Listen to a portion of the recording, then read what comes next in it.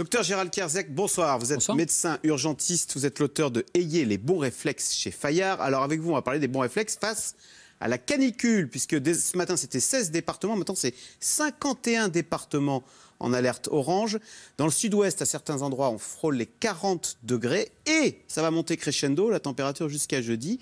On vous a invité, Gérald Kierzek, parce que c'est pas anodin, on l'a oublié, mais en 2003, en Europe, la canicule a fait 70 000 morts. On peut mourir de chaud. Oui, et on ne l'a pas oublié parce que 2003, ça a été un épisode terrible avec les plus fragiles, les personnes âgées qui ont décompensé des pathologies cardiaques, respiratoires, neurologiques. La température, c'est la définition de la canicule. Non seulement elle est élevée la journée, mais elle ne redescend pas la nuit. C'est ça la définition de la canicule. C'est-à-dire qu'à aucun moment, l'organisme ne peut se réhydrater, ne peut se refroidir. Et voilà pourquoi, dans un premier temps, là, on est niveau 3 en termes de niveau de canicule.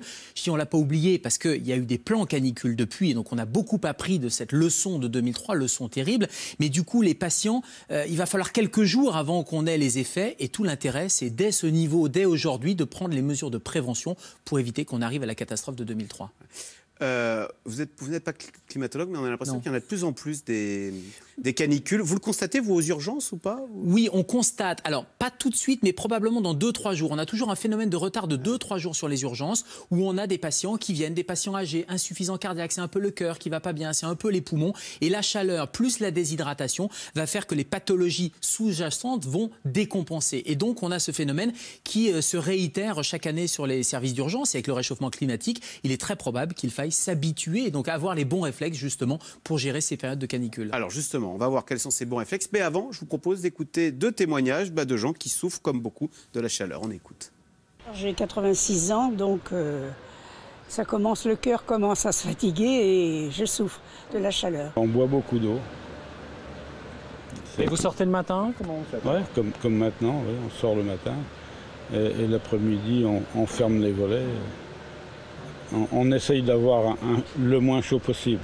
Alors tout d'abord la dame, avec 86 ans, elle disait c'est plus difficile. Avec l'âge, c'est plus difficile de lutter contre la chaleur. Bien sûr, parce que les phénomènes à la fois de régulation, de thermorégulation, de régulation de la température, mais aussi de régulation de la soif, eh bien, sont un peu moins fonctionnels. Donc les capacités d'adaptation sont un peu moindres, d'où l'anticipation, d'où aussi la solidarité. C'est capital. En 2003, il n'y avait pas cette solidarité. On ne prenait pas soin de mamie, papy, est-ce que tout va bien, etc. Il faut vraiment le faire avec les voisins, avec la famille, avec des gens. Les services sociaux maintenant sont très au fait. L'idée, c'est d'anticiper et de prévenir parce que plus on est âgé, mais c'est aussi les plus fragiles, des personnes handicapées, des personnes malades à domicile, eh bien le cœur et l'organisme a du mal à s'adapter. Vous disiez, la régulation de la soif fonctionne moins bien avec l'âge, c'est-à-dire que... On ressent moins la soif, donc du coup, il faut boire. Il faut se forcer à boire. Oui, il faut se forcer à boire, mais pas trop. Et le monsieur, juste après, il avait, sur les 3 réflexes qu'il avait, il en avait 2 de bons et 1 moins bon. Il dit, on boit beaucoup. Oui, il faut boire, mais par petite quantité, à température ambiante et répartie tout au long de la journée. L'erreur, c'est d'aller boire, par exemple 3 ou 4 litres. Et on a vu des gens qui étaient intoxiqués à l'eau. Donc il faut boire,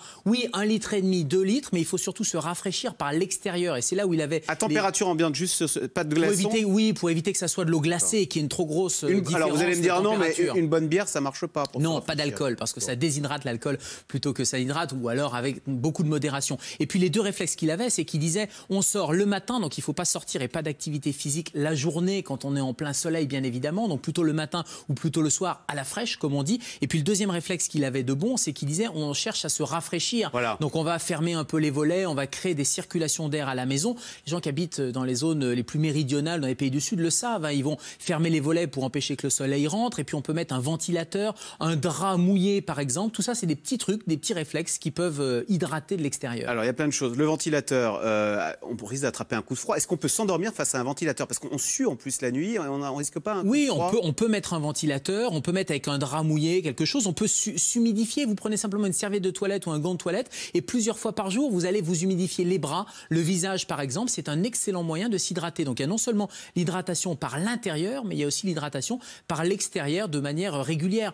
Puis même si vous prenez un petit coup de froid, c'est pas un petit coup de froid, c'est une petite irritation au niveau ORL. Ça, c'est pas très grave. En tout cas, c'est bien moins grave que de se déshydrater et que d'avoir un coup de chaleur. La douche, oui, c'est bien aussi. Oui, c'est bien. Plutôt chaude ou plutôt froide alors? Plutôt aller à température un peu fraîche, mais surtout pas de douche glacée. L'idée, encore une fois, le cœur, la dame, elle le disait, le cœur a du mal à s'adapter, mais il a du mal à s'adapter au très chaud, mais aussi au très froid. Puis là, on parle des plus fragiles, mais la semaine dernière, il y a eu malheureusement 3 personnes qui sont décédées, des jeunes qui étaient en train de faire de l'exercice à l'extérieur. Donc même quand on est jeune, en pleine santé, on n'a pas de problème cardiaque, eh bien la très mauvaise idée, ça serait d'aller faire un jogging ou un tennis, par exemple, en plein pic de chaleur. Ça aussi, le cœur, même s'il est en pleine santé, eh il va avoir du mal à s'adapter. D'autant qu'en plus, en ce moment, à Paris, il y a un pic de pollution. Alors on se dit, on cumule les deux, réchauffement climatique, pollution, mais dans quel monde infernal vivons-nous, hein? Oui, sauf qu'on n'a pas le choix. Donc il faut qu'on adapte justement notre comportement et qu'on adopte ces bons réflexes. Ils sont des réflexes de bon sens, hein, essentiellement, pour éviter de sortir en plein pic de pollution. C'est-à-dire si on peut éviter, encore une fois, si on peut l'éviter en fonction de son activité professionnelle,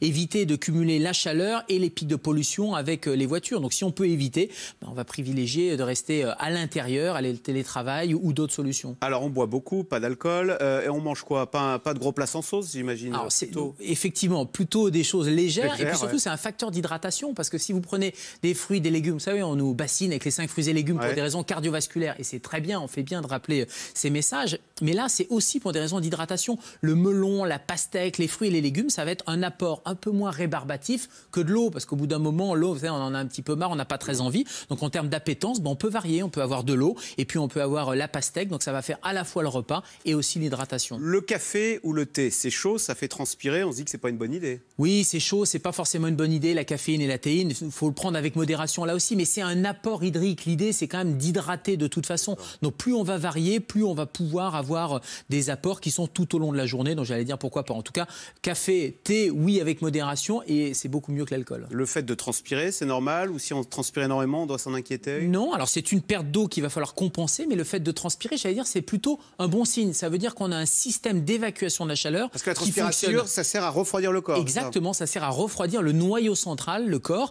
Et donc du coup, quand on transpire, c'est plutôt un phénomène d'adaptation normal. Et le problème chez les personnes âgées ou avec certains médicaments, et je pense à des médicaments cardiovasculaires qu'on prend pour le cœur ou des médicaments neurologiques, c'est que ça peut bloquer ces phénomènes de transpiration. Et le drame, c'est quand on n'arrive plus à suer, qu'on n'arrive plus à transpirer, donc du coup, on va garder complètement la chaleur. Donc ça veut dire que c'est plutôt un signe d'alerte. Et d'ailleurs, dans les signes d'alerte, il y a des petits trucs. Si on commence à avoir des crampes, si on commence à avoir des maux de tête, si on est un peu essoufflé, la dame le disait, elle a du mal un peu à marcher, elle est essoufflée, mais il ne faut pas hésiter à appeler son médecin, voire à appeler le 15 pour pouvoir avoir un conseil médical, parce que ça peut être le signe déjà d'un début de déshydratation. Parce que c'est quoi le risque? C'est le malaise. Ça, souvent la nuit, quand il fait très chaud, on a l'impression d'étouffer.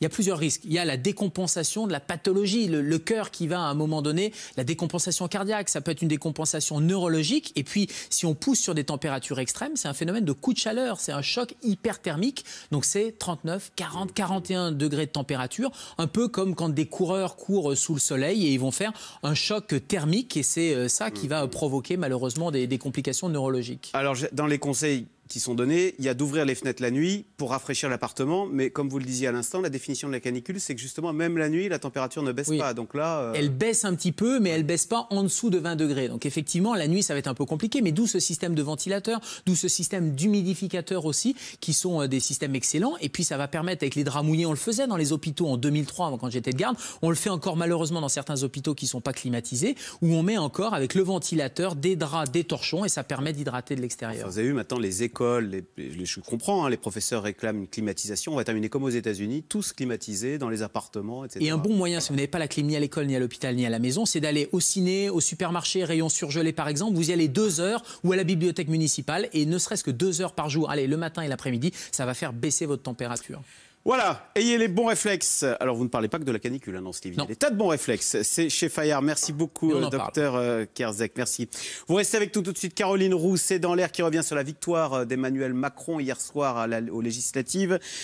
Toutefois, avec une forte abstention. On sait que Jean-Luc Mélenchon et les syndicats sont déterminés à ne pas laisser dynamiter, entre guillemets, le marché du travail. Tout cela pour dire que c'est dans l'air est intitulé ce soir Macron, une majorité et des opposants.